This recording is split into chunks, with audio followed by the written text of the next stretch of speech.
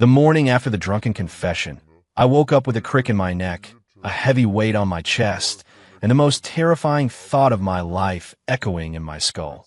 I'm lying under the Empress of Ethelgard, and she's snoring. Dawn's first light seeped through the study's tall windows, gilding the edges of scattered state documents and the empty jade wine decanter. Alexandria's head was nestled in the crook of my shoulder, her breath warm and steady against my neck. Her hair, usually pulled back in a tight, regal braid, had come loose, a few strands tickling my jaw. And yes, she was snoring. Soft, rhythmic snores that sounded like a baby badger with a stuffy nose. The tyrant snorts in her sleep. This is the most classified information in the Empire. If I leak this, I'll be fed to the royal tigers. I froze, afraid to move. My back ached from lying on the hard desk all night, and my arm had gone under her weight, but I didn't dare shift. What if I woke her? What if she remembered what she'd said? I give you permission to be loud for a lifetime. Lifetime? As in forever? Did that mean I wasn't going to be executed? Or did it mean something else? My brain short-circuited. She's the Empress. I'm a rookie guard. This is impossible. It must be a dream. A very vivid, snoring dream. I tried to sneak a glance at her face. Her eyes were closed, her lashes long and dark against her pale cheeks. The usual frostiness was gone, replaced by a soft, almost vulnerable expression. She looks peaceful, like she doesn't have an empire to run or assassins to dodge. Like she's just a normal person who snores. Just as I was thinking this, Alexandria's eyes fluttered open. Our gazes locked. Time stopped. Her eyes were still hazy with sleep, but they sharpened quickly, like a sword being drawn from its sheath.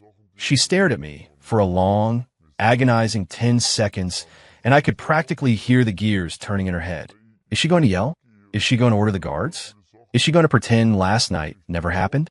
Then she spoke. Her voice was low, still thick with sleep, but clear as a bell. You were thinking I snore like a baby badger. Admit it. My face erupted in flames. I felt the heat crawl up my neck to my ears, and I was pretty sure I looked like a ripe tomato. Your Majesty, I would never. Liar. She smirked, a small, teasing curve of her lips that made my heart skip a beat. Your thoughts are louder than the morning bells. I heard every word. She shifted, pushing herself up slightly, and her weight lifted from my arm. The numbness tingled painfully, but I didn't care. All I could focus on was how close she was.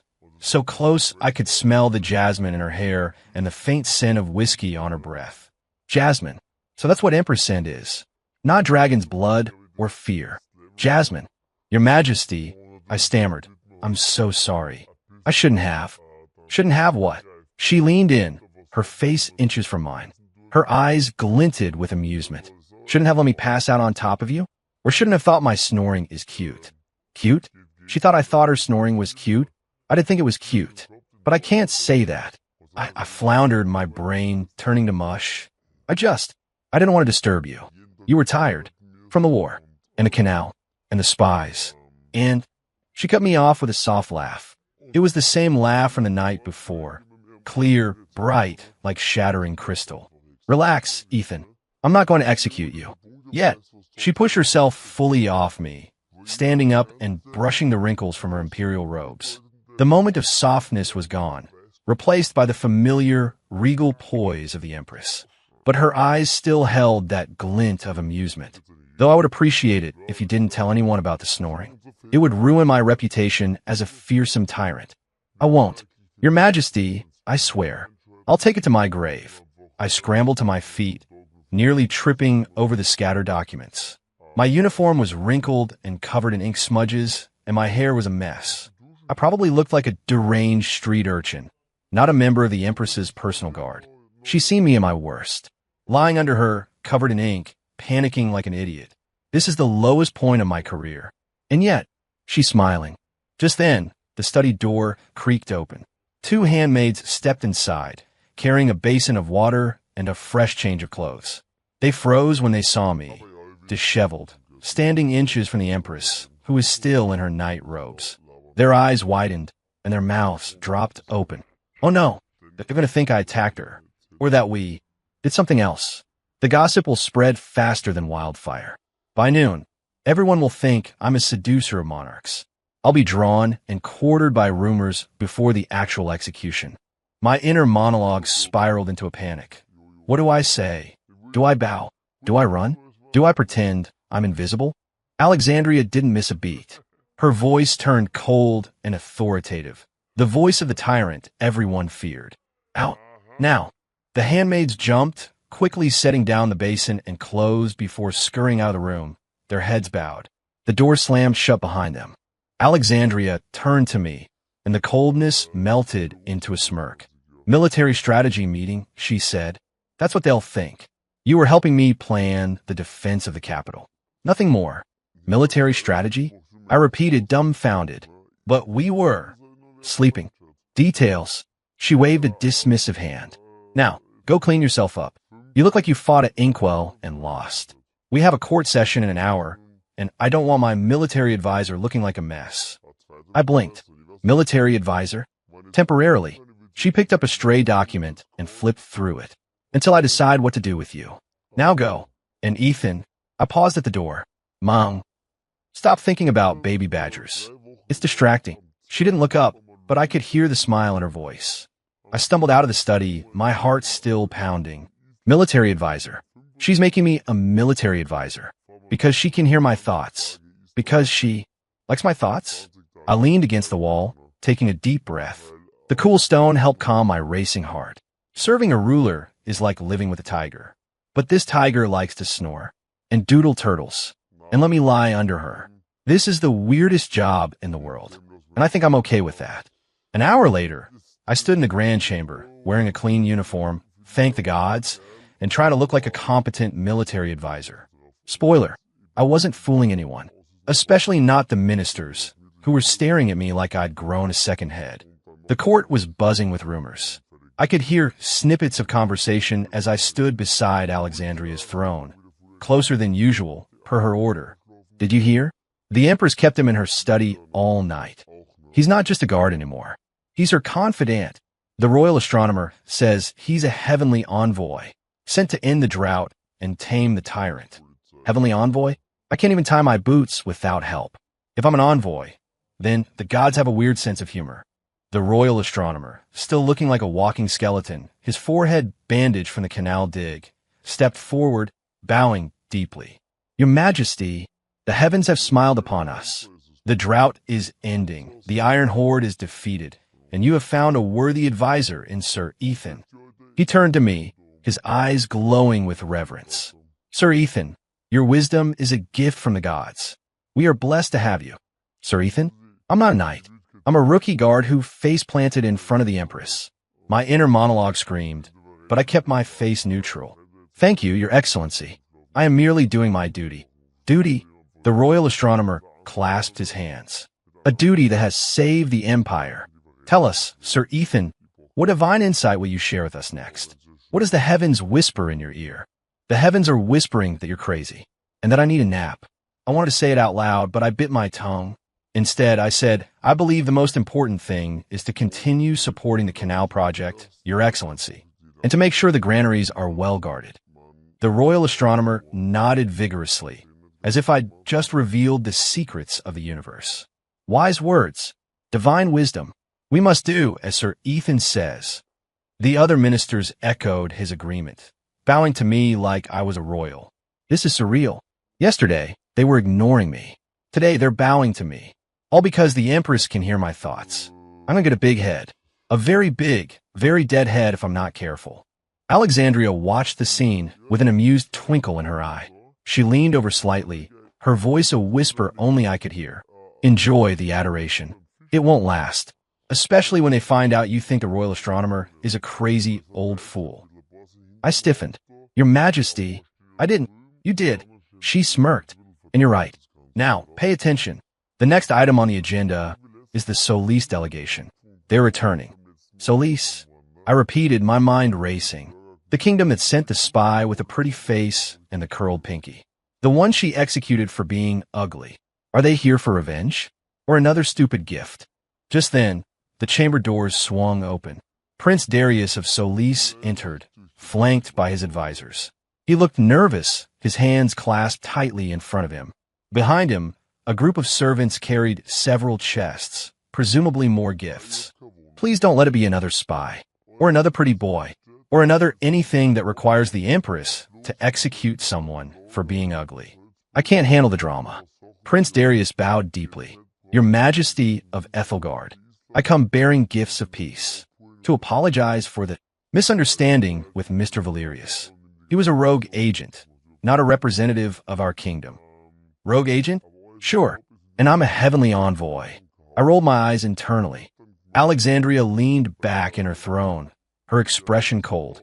Apologies are cheap, Prince Darius. What do you want? Prince Darius swallowed. We wish to seal an alliance, Your Majesty. A marriage alliance. Marriage alliance? Who is he going to offer this time? Another spy? A princess? A goat? The prince clapped his hands, and a servant stepped forward, holding a velvet cushion. On the cushion was a small, ornate box. I present to you Princess Alara of Solis, the most beautiful woman in the known world. She is kind, intelligent, and eager to serve as your consort. Consort? The Empress is supposed to marry a princess? From Solis? The same kingdom that sent a spy? This is a terrible idea. Princess Alara is probably a spy too, with a curled pinky and a pretty face. And the Empress will have to execute her for being ugly. Or marry her. Either way, chaos. The box was opened, and a young woman stepped forward. She was indeed beautiful. Pale skin, long golden hair, eyes like sapphires. She wore a gown encrusted with jewels, and a tiara that looked like it weighed more than my entire body. Wow, she's pretty, but that tiara is ridiculous. It's going to fall off and hit someone, probably the royal astronomer. That would be a blessing. Princess Alara curtsied, her movements graceful. Your Majesty, I am honored to be considered as your consort. Her voice was soft and melodic like birdsong. The ministers murmured in approval. She's perfect. A match made in heaven. Think of the alliance. Perfect? She hasn't said a single word about the empire, or the canal, or the drought. She's just standing there looking pretty. And that tiara is still way too big. My inner monologue ranted. Alexandria's gaze drifted over the princess, then to me. Her eyes met mine, and I saw a flicker of something. Amusement? Challenge? She leaned back in her throne, her red lips curving into a smile. Princess Alara, she said, her voice clear and loud. You are indeed beautiful. Your tiara is impressive. Princess Alara smiled, clearly pleased. Thank you, Your Majesty. It was crafted by the finest jewelers in Solis. It shows. Alexandria nodded. But I'm afraid I must decline your offer. The chamber went silent. Prince Darius's face turned white. Your Majesty? I don't understand. Princess Alara is the most eligible bride in the world. Why? Because I'm already taken. Taken? Taken by who? Me? Is she talking about me? My heart skipped a beat, then another. I felt the blood rush to my head, and I had to fight to stay standing. She can't be. She's the Empress. I'm a guard. This is impossible. Alexandria's gaze locked onto mine. By someone who thinks my turtle doodles are cute. Someone who worries about me when I drink too much. Someone who has the loudest thoughts I've ever heard. But I wouldn't trade them for the silence of 1,000 courtiers. The court erupted in gasps. The ministers stared at me, their eyes wide. The royal astronomer fainted. Prince Darius looked like he'd been struck by lightning. Oh my God, she just confessed her feelings for me. In front of the entire court. I'm going to pass out. Or throw up. Or both. My inner monologue was a mess of panic and joy and disbelief. She likes me. The Empress likes me. The tyrant who doodles turtles and fights assassins and digs canals likes me. A rookie guard. This is the best day of my life. And the worst. Because now everyone is staring at me. And the royal astronomer is on the floor. And Prince Darius is going to declare war. Alexandria stood up, her robes swishing as she descended the steps of the throne. She walked toward me, her eyes never leaving mine. The room fell silent again. So silent you could hear the royal astronomer snoring. He'd fainted, not died. She stopped in front of me, her face inches from mine. Ethan, she said, her voice soft but clear. I hear your thoughts. I hear when you worry about me. When you think I'm brilliant. When you want to hold my hand. I blurted out the first thing that came to mind. I do want to hold your hand. The chamber went dead silent. Even the snoring stopped. Alexandria laughed, a loud, unrestrained laugh that filled the room. Good. She reached out and took my hand. Her fingers were cool and slender, and her grip was firm. Because I want to hold yours too. I felt a warmth spread through my body, from my hand to my chest. It was better than any victory, any reward. She's holding my hand. The Empress is holding my hand. I'm never washing this hand again. Prince Darius finally found his voice. Your Majesty, this is an outrage. A guard? You're choosing a guard over a princess. Alexandria turned to him, her expression cold again. I'm choosing happiness, Prince Darius. Something your kingdom clearly doesn't understand. Now, take your princess and your gifts and leave. If you ever send another spy or another perfect bride to my court, I'll send General Briggs to burn your capital to the ground. Prince Darius paled. Why, yes, your Majesty. We'll leave. Immediately. He bowed deeply, then scrambled out of the chamber, his advisors and the princess following close behind. The ministers stared at us, their faces a mix of shock, confusion, and horror. The royal astronomer finally woke up, looked at our clasped hands, and fainted again. Alexandria turned back to me, her cold expression melting into a smile. Well, she said, that went better than expected. Better than expected? I repeated, dumbfounded. You just confessed your love to me in front of the entire court. The royal astronomer fainted twice. Prince Darius is probably declaring war as we speak. This is chaos. Chaos is my middle name. She squeezed my hand. And besides, I like chaos, especially when it involves you. I like chaos too, as long as it involves her. My inner monologue was quiet for once, except for one thought, loud and clear. I love her. Alexandria's smile widened. Finally, a quiet thought, and it's a good one. Over the next few weeks, the empire descended into a state of controlled chaos. Everyone was talking about the Empress and her loud-mouthed guard. The gossip spread faster than wildfire. Some said I was a wizard. Some said I was a god. Some said I'd hypnotize the Empress with my loud thoughts. The Shadow Guard was ordered to monitor me, per Alexandria's request. At first, they followed me everywhere, silent, deadly, and incredibly serious. But after a few days of listening to my inner monologue, which mostly consisted of complaints about the palace's rock-hard bread, the way Alexandria's hair smelled like jasmine, and my lingering fear that I'd accidentally step on the royal cat, the captain of the Shadow Guard, a man named Kale, who never spoke and always looked like he'd just swallowed a lemon, requested an audience with the Empress. I was standing by the study door when he arrived, his black cloak swishing silently. He bowed to Alexandria, his face impassive. Your Majesty, he said, his voice gravelly, I request to be reassigned. Alexandria didn't look up from her documents. Why? Sir Ethan's thoughts are distracting. Kale's jaw tightened. Yesterday, he spent 3 hours thinking about whether the royal cook uses too much salt in the stew. Last night, he worried that the palace garden's roses are more beautiful than he is. This morning, he debated whether it's appropriate to hold your hand in public. He paused, his tone bordering on despair. My men and I are elite assassins, not mind readers of a guard's trivial ramblings. We cannot focus on our duties. I felt my face burn. I do not worry about roses being more beautiful than me. That was a one-time thing. Alexandria finally looked up, and I could see the corners of her mouth twitching. Distracting, you say? Yes, Your Majesty. Kale's voice was firm. If we continue to monitor him, we will all lose our minds. I'd rather face a battalion of Iron Horde warriors than listen to him debate the merits of honey versus sugar and tea for another hour. Alexandria laughed, a loud, unguarded sound that made Kale's eyes widen. She waved a hand dismissively. Fine, reassign your men, but tell them this. If anyone lays a finger on Ethan, I'll feed them to the royal tigers. Slowly, Kale bowed deeply, looking like he'd just been granted a reprieve from a death sentence. As you command, Your Majesty. He turned and left, his steps faster than usual. Alexandria's gaze drifted to me, and she smirked.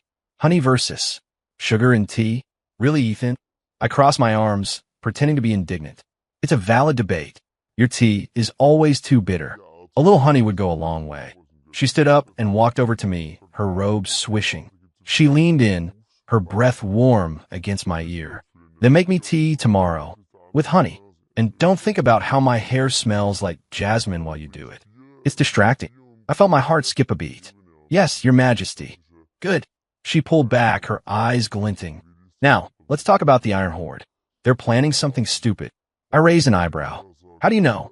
Because I heard your thoughts last night. She tapped her temple. You were up half the night worrying that they'd attack the water tower. That's a good thought, by the way. The water tower is the capital's only source of clean water. If they destroy it, we'll be in chaos within a week. My eyes widened. You mean? My thought was actually useful. Very useful. She led me to the wall map, her hand brushing mine as she pointed to the water tower on the edge of the capital. The Iron Horde scouts have been spotted nearby. General Briggs wants to station the entire army around the tower, but that's exactly what they want. It's a trap. They'll draw our army away from the canal, then destroy the sluice gates and flood the capital. I stared at the map, my mind racing. She's right. Briggs is a great fighter, but he's too impulsive. He'll charge right into the trap. We need a better plan.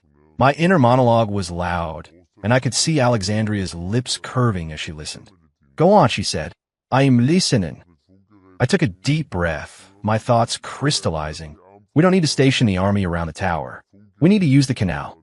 The sluice gates are designed to control the water flow. If we open them at the right time, we can flood the Horde's camp instead of the capital. Briggs can lead a small force to the tower to draw them out, and then we'll release the water. It's a risk, but it's better than letting them destroy the tower. Alexandria nodded, her eyes shining with approval. That's brilliant. Exactly what I was thinking. She paused, then smirked. Well, almost exactly. You also thought that Briggs is a blunt instrument who couldn't strategize his way out of paper bag. I winced. I didn't mean that. Well, I did, but it's true. She waved a hand dismissively. Briggs is a warrior, not a strategist. That's why he needs you. Tomorrow, you'll brief him on the plan.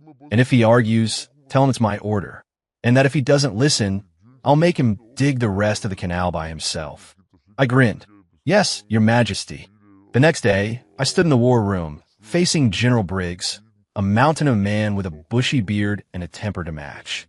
He crossed his arms, his eyes narrowing as I explained the plan. A guard telling me how to fight a war. He scoffed. This is ridiculous. We need to charge the Horde and crush them. Flood their camp? That's cowardly. Cowardly? You're the one who wants to charge into a trap. My inner monologue was screaming, but I kept my voice calm. It's not cowardly, General. It's strategic. The Empress approves of the plan. And if you don't listen, she'll make him dig the rest of the canal by himself. Briggs's face turned red.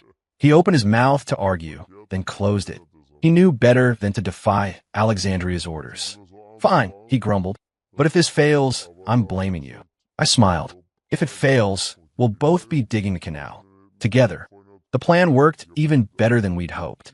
Briggs led a small force to the water tower, taunting the Horde's warriors until they charged. When the Horde's army was gathered in the dry riverbed below the canal, we opened the sluice gates. The water rushed down, a roaring wall that swept the Horde's warriors away like leaves in a storm. Those who didn't drown surrendered immediately, and the Iron Horde's leader was captured before he could escape. The capital erupted in celebration. Banners were hung, feasts were held, and General Briggs, who had been soaked to the bone when the water rushed through, clapped me on the back so hard I nearly coughed up a lung. You were right, boy, he roared, his beard dripping. That was a good plan. Next time, we'll flood them twice. I don't think we'll need to, but thanks, I thought, wincing as his hand came down on my back again. Alexandria watched from the balcony, her eyes shining with amusement. When Briggs finally let me go, I stumbled over to her, my back aching. See, she said, her voice soft. You're a strategist. Who knew a rookie guard could outthink the Empire's greatest general? I shrugged, grinning. I have a loud brain. It helps. She laughed, then took my hand. Come on, the canal is finished. We're having a festival. And this time, no more drinking until you dance with me. The Canal Festival was the biggest celebration the capital had ever seen. The streets were lined with lanterns, the air filled with the smell of roasted meat and sweet pastries, and the canal was decorated with flowers. Alexandria, for once, had shed her imperial robes and was wearing a simple blue dress. Her hair was loose, and she'd traded her crown for a wreath of jasmine. She looked more beautiful than I'd ever seen her. We walked through the festival together, hand in hand, as people cheered and threw flowers at our feet. The royal astronomer, who had finally recovered from his fainting spell, bowed to us, his eyes glowing. "The heavens are smiling," he cried. "The drought is over, the horde is defeated, and our Empress has found her soulmate." Soulmate? That's a stretch, but I'll take it, I thought, squeezing Alexandria's hand. She smiled, as if she'd heard me. We stopped at a food stall, and I bought her a skewer of roasted chestnuts. She took a bite, her eyes closing in pleasure. "These are good," she said. "Better than the palace's rock-hard bread." I grinned. I told you the festival food was better. We wandered to the canal's edge, where a band was playing music. Couples were dancing, their laughter echoing across the water. Alexandria turned to me, her eyes shining. "Dance with me." I froze. "I can't dance. I have 2 left feet. I'll step on your dress. I'll trip. I'll make a fool of myself. Please don't make me dance. I'll embarrass both of us. I'll fall into the canal. I'll drown. This is a disaster." My inner monologue was panicking, but Alexandria just laughed. "Then we'll both make fools of ourselves." She pulled me onto the dance floor, her hand resting on my shoulder. The music was fast, a lively tune that made people clap their hands. I stumbled at first, stepping on her dress 3 times, but she just laughed and pulled me closer. We danced until our feet hurt, until the sun set and the lanterns lit up the water. When the music finally stopped, we were both breathless, our faces flushed. Alexandria leaned against me, her head on my chest, and I could hear her heartbeat, steady and strong. "I used to hate festivals," she said, her voice soft. "I thought they were a waste of time, a distraction from the work that needed to be done." She looked up at me, her eyes glinting in the lantern light. "But now, I think they're my favorite thing." I smiled, brushing a strand of hair from her face. "Me too, especially when I'm dancing with you." She leaned in, her lips inches from mine. "Then dance with me forever." Before I could respond, someone shouted, "Look, the fireworks." We turned to see the sky light up with bursts of color, red, blue, gold, reflecting on the canal's water. The crowd cheered, and Alexandria laughed, a bright, happy sound. I wrapped my arms around her, pulling her close, and kissed her. It was a soft kiss, warm and gentle, and when we pulled away, Alexandria's eyes were shining. "I love you," she said, her voice clear and loud, so everyone could hear. I smiled, my heart bursting with joy. "I love you too, even when you snore like a baby badger." She laughed, then playfully hit my arm. "Shut up. And for the record, I do not snore." "You do, and it's cute," I thought, and she rolled her eyes, but she was smiling. The next month was a whirlwind. Alexandria announced that she was making me her official consort, and the court, after a few days of shocked muttering, agreed. The coronation was supposed to be a grand, stuffy affair, but I had other ideas. No speeches, no boring rituals, just cake and turtle-shaped cookies. Lots of them. My inner monologue was loud, and Alexandria listened, as always. She canceled the stuffy coronation and replaced it with a feast in the palace gardens. The day of the feast was perfect. The sun was shining, the flowers were blooming, and the tables were piled high with food. The turtle-shaped cookies were a hit. Even the royal astronomer ate 3, and the cake was so big it took 4 servants to carry it. Alexandria stood on a small platform, her hand in mine, and addressed the crowd. "For years, I ruled this empire alone. I thought silence was strength, that showing weakness was a failure. But then I met Ethan. He's loud, he's chaotic, and his thoughts are never quiet. But he's also kind and brave, and he sees me, not as a tyrant, but as a person." She turned to me, her eyes soft. "Ethan Cole, will you be my consort? Will you stay by my side and be loud for the rest of our lives?" I grinned, my voice loud and clear. "Yes, but only if I get to eat all the turtle cookies." The crowd laughed, and Alexandria kissed me, her lips warm against mine. The royal astronomer cried. General Briggs cheered, so loud he scared the birds, and the palace cat curled up at our feet, purring. That night, we lay in bed in the imperial chambers, the moonlight streaming through the windows. Alexandria was curled up against me, her head on my chest, and I could hear her soft breathing. She wasn't snoring, at least not yet. This is perfect, I thought, brushing a strand of hair from her face. I'm a rookie guard who fell in love with an empress. Who would have thought? Alexandria opened her eyes, her gaze soft. I heard that. I smiled. Good. She leaned in, kissing me gently. For the record, I don't mind your thoughts. Even the ones about my snoring. Even the ones about the royal cook salt addiction. Even the ones about how you think the palace roses are more beautiful than you. I blushed. I said that once. I know. She smiled. And for the record, you're more beautiful than all the roses in the empire. I felt my heart skip a beat. You're just saying that because you can hear my thoughts. Maybe. She shrugged, then snuggled closer. But it's true. Now go to sleep. Tomorrow, we have to plan the next canal, and you're going to help me. Because your thoughts are loud, and they're mine. I wrapped my arms around her, pulling her close. Yes, your majesty. Alexandria, she said, her voice soft. Call me Alexandria. I smiled, pressing a kiss to her forehead. Good night, Alexandria. She hummed, her eyes closing. Good night, Ethan, my loudmouth guard. As I drifted off to sleep, I could hear her soft snores, like a baby badger with a stuffy nose. And for the first time in my life, I didn't mind the noise. Because it was her noise, and it was perfect. A year later, a young rookie guard stood in the sovereign's sanctum, his back straight, his face blank. He was new to the Empress's personal guard, and he was terrified. Everyone had told him stories about the tyrant Empress and her consort, the loudmouth guard who could read her mind. He stood there, silent as a statue, his inner monologue racing. Don't move. Don't breathe. Don't think about anything. If she hears your thoughts, you're dead. She's a tyrant. She executes people for being ugly. She once made a general dig a canal by himself. Don't mess up. Alexandria sat on the throne, doodling a turtle on a state document, while I stood beside her, eating a turtle cookie. I looked over at the new guard, and I could hear his panicked thoughts loud and clear. I grinned, winking at him. The new guard's eyes widened. Oh no, he can hear me too. I laughed out loud, and Alexandria looked up from her document, a smile playing on her lips. Cole, stop scaring the new guards. I shrugged, taking another bite of my cookie. He's thinking about how you execute people for being ugly. It's funny. The new guard turned bright red, his eyes going wide with terror. Alexandria laughed, a loud, happy sound, and tossed her pen aside.